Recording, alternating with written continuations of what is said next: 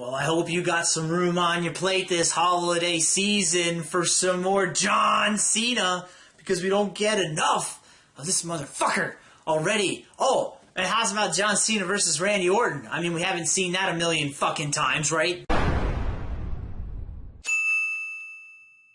Wrestling review for Monday Night Raw episode for November 23rd, 2013. And this is such a fuck. It's like a nightmare. It's like a fucking nightmare that I just can't wake up from. Like, I dread watching wrestling nowadays. Watching Raw, at least. I mean, I loathe it.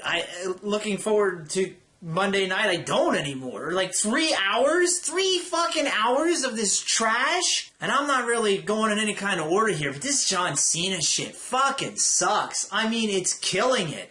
It's been killing it for years, but they literally they took the hottest thing in the company, they took him right out of the main event spot, and here comes John Cena. Here he comes. Oh, God, it is just the worst. Like, oh, John Cena, meh, shoulder tackle. Oh, you want to see it again? Meh, there's another shoulder tackle. Oh, wait a minute, how's about that ridiculously fucking stupid spinning backdrop that he does? Oh, it is the worst. And then, you can't see me. I can't see you wrestle, because you never fucking wrestle. You just get in the middle of that ring and diarrhea all over the fucking place. Wow. Just wow with this crap. It's like, I mean, okay, opening segment was garbage. It just bored me to tears. Okay, you had Daniel Bryan chants overpowering all of the shit that was taking place in the ring, but they don't give a shit. They just keep trudging along. They plow their heads down, and they're just like, they just push right past all your money and your opinion. Fuck it, this is what we're doing. Fucking full speed ahead, right up your fucking ass with this shit. Spread them cheeks, because we're coming in. I mean, they refuse to do what the fans want them to do. And half the crowd wasn't even paying attention. More than half, I would say, wasn't even paying attention to this opening segment. And when Cena came out, fucking boos, chorus of boos. And nobody even got excited until they made the announcement for the title versus title match, and that was only initially. That shit was dead by the end of the show. And when Cena is out there, he just hijacks the chants, the yes chants, the Daniel Bryan chants. He just steals it. Like he does all the time. He just is so good at sucking momentum away from other people and redirecting chants and boos. He says that people are doing that because they want to see, they're tired of, the administrative BS or something like that. No, they're chanting for Daniel Bryan because they want to see Daniel Bryan doing what you're doing. You're taking his spot. Nobody wants you there. They're not chanting for John Cena. They're chanting for Daniel Bryan. They're chanting for Daniel Bryan while John Cena is out there. It's mind-boggling. It's like They don't know what to do. They got people willing to spend money on Daniel Bryan to see him, to buy his merchandise, and they don't want it. They don't want it. They're going to have him get ass raped by the Wyatts. So yeah, you got yourself a title versus title match at the next pay-per-view. They're going to be hanging up above the fucking ring, and each guy can go for one or both titles. This is a bunch of fucking garbage. It's just a big fat setup so that Cena can climb up the ladder and grab the WWE title, because he hasn't had it for like 2 fucking months, 3 months. He's got to get back in there. So it's just a big ploy to switch the championships around. And what a sad state of affairs. And after this opening segment, I really had such a hard time watching the rest of this Raw. But the rest of the Raw didn't really do it any favors, because the majority of the fucking show blew ass, okay? After this, we had Cody Rhodes, Goldust, and Rey Mysterio versus The Shield, and this was just a smaller version of the match they had last night. Match was pretty good. It was fast. It was short, definitely way too short in my opinion, but it was fun to watch, and it was Dean Ambrose. He hit his finisher on Cody Rhodes to get the win, but the real story was Roman Reigns stepping up, being a beast again. WWE doing everything they can to make Roman Reigns look like an impressive badass, and they're doing a very good job, and I'm happy with what's going on with Roman Reigns. But at the end of the day, you just got to ask yourself, when's his time going to come? When is he going to have to job to John Cena? I mean, when's it going to happen? You know, it's going to happen sooner or later. I have no doubt about it. The faster Reigns gets pushed, the sooner he's going to job to John Cena. You know it's going to happen. You know it's true. Oh, The Miz and Titus O'Neil. Titus O'Neil pretending to be Michael Strahan, and then we had the actual Michael Strahan. Yeah. No, I didn't watch it. Nope. That's not on my TV for more than 2 fucking minutes. I hit my bullshit quota for the night with that opening segment. I couldn't stand this. Didn't watch it. Big E Langston and Mark Henry versus Curtis Axel and Ryback. They basically took the 2 singles matches from Survivor Series last night. And boy, I feel even more sorry for the sad souls that paid for Survivor Series, if that's even possible. Because this was pretty much, what happened on Raw was pretty much a fucking repeat of the pay-per-view. So they're just giving you a big fat fuck you if you shelled out that money to see the pay-per-view.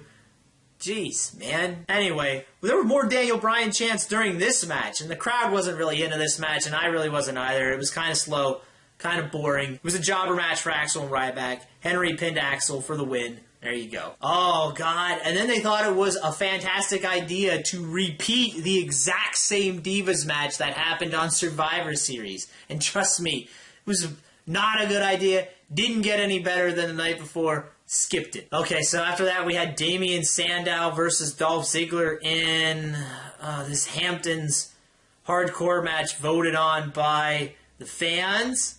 Is it the fans? No, not when you're watching WWE. You're a planet in a solar system, in a galaxy, in a fucking universe. So, no. Dolph Ziggler was showing some support for his buddy Zack Ryder during this match. Happy to see that. I'm a Zack Ryder fan, and I'm a Dolph Ziggler fan, so they are friends.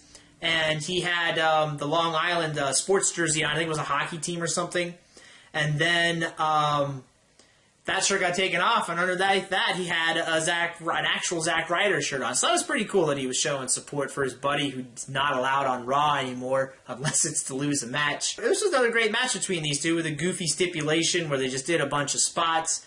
Sandow, Ziggler, they've got good chemistry in the ring, and I like to watch their matches. Even though 2 weeks of this in a row, it's kind of starting to feel a little bit like a sideshow between these two. Like, I don't know. I tell you what would be cool, what they could do to bump this up on the importance scale, and just would impress me if one of them came out next week and said, you know, it's 1-1. I beat you one, you beat me one time. Let's go for TLC. Let's have a TLC match or some sort of weapons type match at the next pay-per-view, and let's settle the score. Let's see who really is the better man. Doesn't have to be for a title. Doesn't have to be for anything. Just to see who the better man is. I think that would make this a pretty cool feud between these two. I would like to see that. Anyway, Sandow won this match by doing a full Nelson slam to Ziggler. Just put Ziggler right through that fucking trash can. Ziggler sold it like a champ. Sandow won. Good match. After that, we had Daniel Bryan and CM Punk versus the entire Wyatt family this time in a handicap match. And the match, it was okay.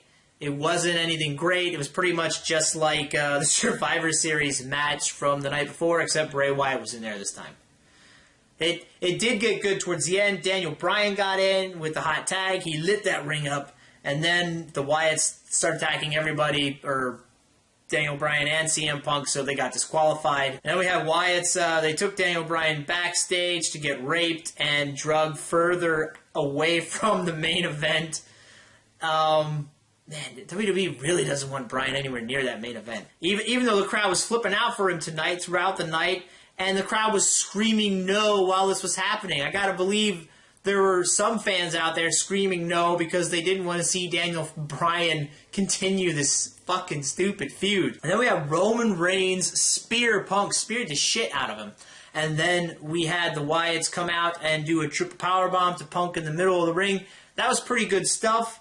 And I'm looking forward to a feud between Punk and The Shield more than I am that Wyatt feud. Because with Punk and The Shield, there's some history there. They have some stuff they could work off of, and it could go places. But this Wyatt-Daniel Bryan thing, is so random and created solely for the purpose to pull Bryan out of the main event. That's the only reason this is happening right now to Daniel Bryan.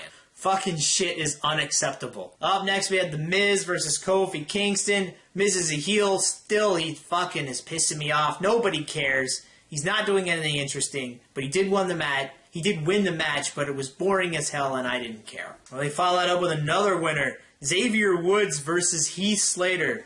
Let me tell you something. Having Xavier Woods come out to the fucking shit adactyls, it's not doing him any favors in the making me want to watch him perform department. So, he won the match, but I wasn't really paying attention. But now we get to this winner of a main event. Man, people lining up out the fucking door to watch this shit. Randy Orton, Alberto Del Rio versus Big Show and John Cena. Cena comes out. He comes out and he gets even more boos than when he opened the show. People don't want to see him. There were Daniel Bryan and CM Punk chants during this match. Audience telling you, WWE, what they want to see. Punk or Bryan, take your pick. Nope. Let's just stick with John Cena. Fuck it. Here we go. This match was shit. Cena won. Orton ended up, at the end of the show, standing over John Cena with both belts in hand, and they were fucking crickets. The crowd didn't care. I didn't fucking care. And overall, I'm going to give this show an F. That's it. 3 fucking hours. You had 2 matches that I liked, and an ending to 1 match that I liked. That was it. The rest was just ass. And this main event segment, it's just Cena. You know, Cena was out of the main event. You thought he was out of the main event. He took it over. He didn't just come back. He took the whole fucking thing over. He said, nope, Daniel Bryan, you're gone. Fucking CM Punk, you're not even going to get the chance to get in there. I'm here. Here I am, Big Show. Go have your seizures or your concussions or whatever the fuck was going on. I'm taking over. I'm the one guy that can stop Triple H and Stephanie McMahon. You know where that's going. So, get ready to bend over and take it up the fucking ass next week from John Cena, because that Cena machine, he's about to hit the fucking overdrive button. He's on a path to destroy everything. And this is JB Squared, 61279. I don't really want to watch it, but I'm gonna, so I'll see you next week.